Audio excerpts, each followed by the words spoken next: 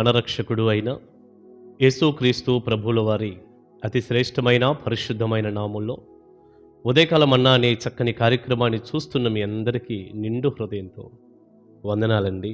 దేవుని మహాకృప మీ అందరి కూడా తోడైండును గాక. ఎలా ఉన్నారు మీరు? దేవుని కృపలో మీరందరూ క్షేమమే కదా? చాలా సంతోషం. రండి, పరిశుద్ధ గ్రంథంలో నుంచి దేవుని మాటలు ఇలా మనం చదువుకుందాం. చూడండి, దైవజనుడైనటువంటి పౌలు గారు రాసినటువంటి రోమాపత్రిక 10వ అధ్యాయం మొదటి నుంచి కొన్ని మాటలు. సహోదరులారా, ఇశ్రాయేలీయులు రక్షణ పొందవలెనని నా హృదయాభిలాషయు వారి విషయమై నేను దేవునికి చేయు ప్రార్థనయునై యున్నవి. వారు దేవుని యందు ఆసక్తి గలవారని వారిని గూర్చి సాక్ష్యమిచ్చుచున్నాను. అయినను వారి ఆసక్తి జ్ఞానానుసారమైనది కాదు. ఏలయనగా వారు దేవుని నీతి నెరుగక తమ స్వనీతిని స్థాపింపబూనుకొనుచు దేవుని నీతికి లోబడలేదు.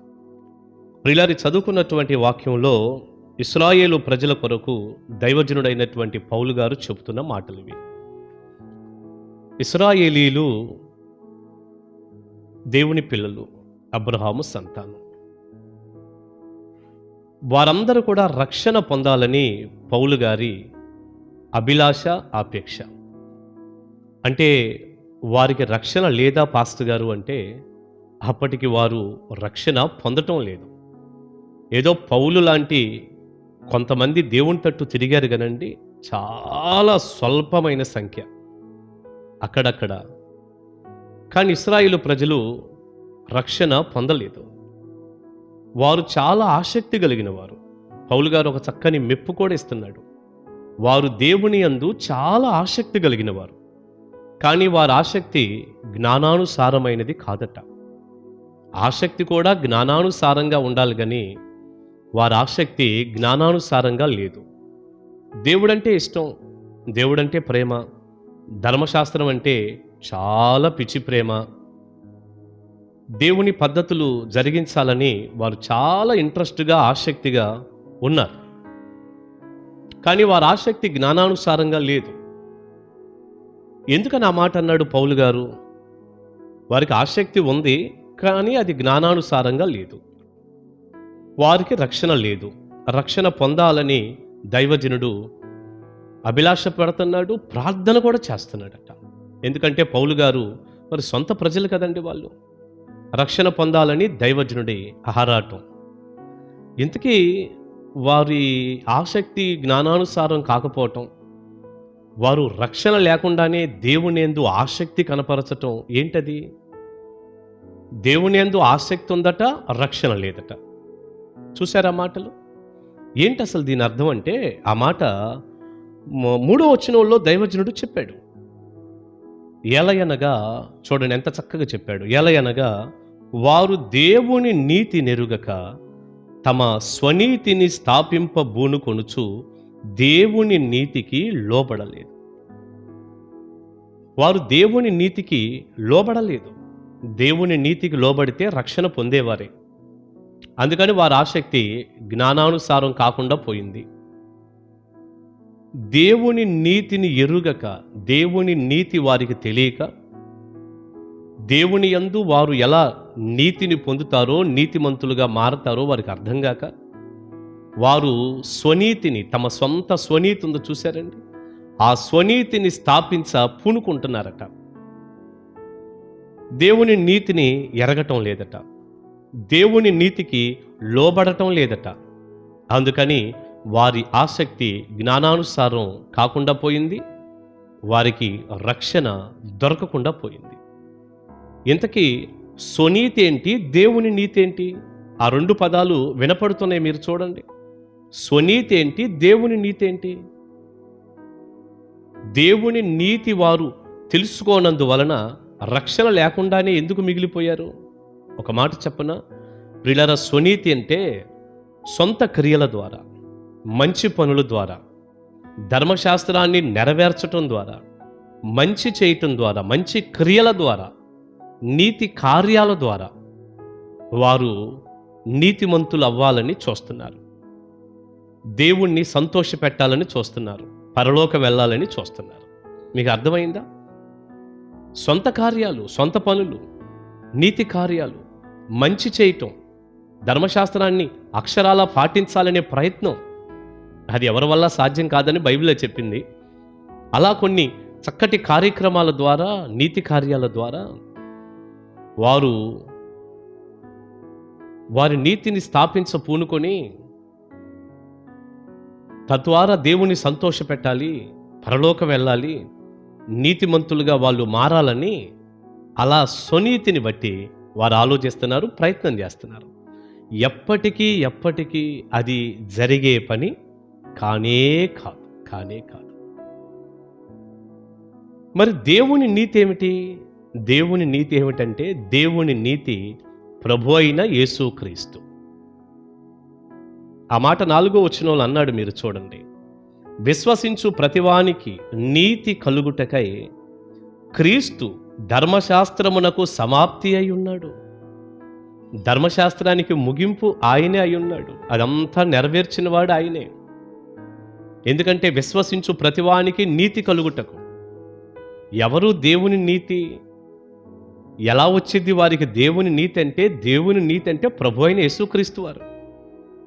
ఆయనే నీతి. బైబిల్ అంతటా కనపడిద్ది క్రొత్త నిబంధనలో ఈ మాట. యేసయ్య సిలువలో చిందించిన రక్తం, తన ప్రాణం పెట్టి బలి అయిపోయాడు. ధర్మశాస్త్రాన్ని నెరవేర్చింది ఆయనే, ముగించింది ఆయనే. ధర్మశాస్త్రానికి ముగింపు, సమాప్తి ఆయనే.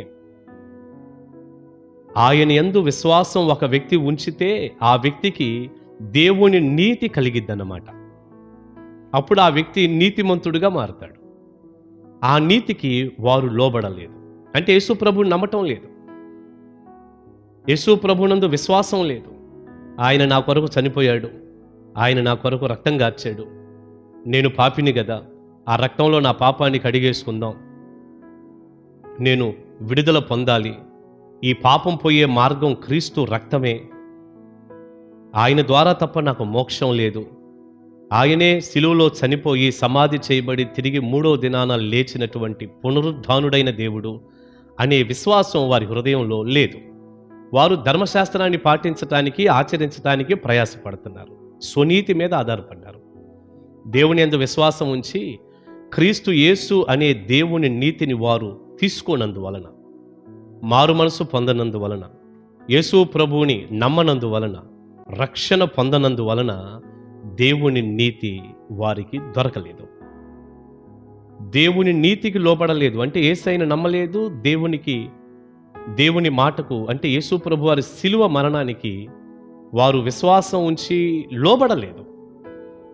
దేవుని నీతికి లోబడలేదు, యేసయ్యకు లోబడలేదు. ఆ నీతి వద్దనుకున్నారు, ఇది అక్కర్లేదనుకున్నారు, ఇదంతా ఉట్టిదనుకున్నారు. ప్రియులారా, ఆనాటి నుంచి ఈనాటి వరకు ఇశ్రాయేలీలు యేసు ప్రభువుని నమ్మరు. చూడండి, మాకు ధర్మశాస్త్రం ఉంది, దేవుడున్నాడు, ఈ కార్యక్రమాలు ఉన్నాయి అంటూ యేసు ప్రభుని వారు నమ్మరు. అందుకని రక్షణ లేకుండా పోయింది వాళ్ళకి. ప్రియబిడ్డ, చిన్న మాట చెప్పి ప్రార్థన చేయనా. ఈరోజు నువ్వు మందిరంలో ఉన్నా, బయట వ్యక్తివైనా, ఏదో మంచి క్రియల ద్వారా, నీతి కార్యాల ద్వారా నీతిని సంపాదించుకుందాం, నీతిమంతుడిగా మారదాం, మంచి పనుల ద్వారా నాకు పరలోకం అనే ఆలోచనలో నువ్వుంటే చాలా తప్పది. ఎంత మంచి కార్యాలు చేసినా అది దేవుణ్ణి ఎదుట నేను నీతిమంతుడిగా చేయలేదు. దేవుని ఎదుట ఒక వ్యక్తి నీతిమంతుడు అవటానికి ఒకే ఒక మార్గం ప్రపంచ చరిత్రలో, ప్రభు అయిన యేసుక్రీస్తు సిలువనందు, ఆయన యందు, ఆయన రక్తమునందు విశ్వాసం ఉంచటం, యేసయ్య సిలువ మరణ పునరుద్ధానాల యందు నమ్మిక ఉంచటం, విశ్వాసం ఉంచటం, నమ్మి నువ్వు రక్షణ పొందటం, నువ్వు పాపివని గ్రహించి మారు మనసు పొందటం, రక్షింపబడటం, అదొక్కటి తప్ప నువ్వు ఎన్ని మంచి కార్యాలు చేసినా, ఒకవేళ నువ్వు మందిరంలో ఉన్న వ్యక్తివే కావచ్చు, ఏవో నేను మందిరానికి చాలా చేస్తున్నాను, దైవజనుడికి చాలా చేస్తున్నాను, చాలా మంచి పనులు చేస్తున్నాను కాబట్టి నాకంటే ఎవరు రేపు పరలోకంలో ఉంటారనే భ్రమలో నువ్వు ఉండొద్దు. మన నీతి దేవుని ఎదుట మురికి గుడ్డల్లాగా ఉంది. మంచి పనులు చేద్దాం, కానీ ముందు దేవుని నీతికి లోబడదాం, యేసు ప్రభువుని కలిగి ఉందాం, రక్షణ పొందుదాం, మారుమనసు పొందుదాం, పరిశుద్ధంగా జీవిద్దాం. తర్వాత మంచి పనులు ఆటోమేటిక్గా మనం ఎటూ చేస్తాం. అప్పుడే దేవుని నీతికి మనం లోబడినట్టు, దేవుని నీతి కలిగి నీతిమంతులుగా మారినట్టు. ప్రియబిడ్డ, స్వనీతి కాకుండా దేవుడిచ్చే నీతిని నువ్వు పొందుకొని నేడో రేపో యేసయ్య రాబోతున్నాడు కనుక పరలోకంలో ఉండాలని నా ఆశ కూడా అదే. ఇశ్రాయేలు ప్రజలందరూ కూడా దేవుని నీతికి లోబడాలని పౌలు గారి ప్రార్థన, ఆశ. దైవజనులుగా మా ఆశ కూడా అదే. మీరు యేసయ్యను నమ్మాలి, దేవుని నీతి మీకు కలగాలి, నిత్య జీవంలో మీరు ఉండాలి. ఒకసారి ఆలోచించండి, మీ సొంత క్రియల ద్వారా కాదు, యేసు ప్రభువారి శిలువ మరణం ద్వారా, దాని యందు నువ్వు విశ్వాసం ఉంచటం ద్వారా నువ్వు నీతిమంతుడిగా మారుతావు. God bless you. దేవుని మహాకృప మీ అందరికీ తోడై ఉండును గాక. ప్రార్థన చేసుకుందాం. పరిశుద్ధుడా, ప్రేమగల తండ్రి, స్వనీతికి మీ నీతికి ఉన్న ఆ తేడా మాకు చక్కగా వివరించినందుకు ప్రియ పరిశుద్ధాత్మ తండ్రి, మీకు కోటి స్తుతులు. ఈ సత్యాన్ని మీ పిల్లలు గ్రహించి వారి స్వనీతి కాకుండా, ఏదో మేము మంచి పనులు చేయటం ద్వారా మేము పరలోకం వెళ్తామని కాకుండా, మీ నీతికి లోబడి రక్షణ పొంది యేసయ్య మిమ్మల్ని కలిగి ఉండి మీ అందు విశ్వాసం ఉంచి నిత్య జీవాన్ని పొందుటకు సహాయం చేయండి. యేసయ్య నామాన్ని ప్రార్థన మనవులు అడుగుచున్నాను తండ్రి. ఆమేన్, ఆమేన్. God bless you. దేవుని కృప మీకు తోడై ఉండును గాక. ఆమేన్.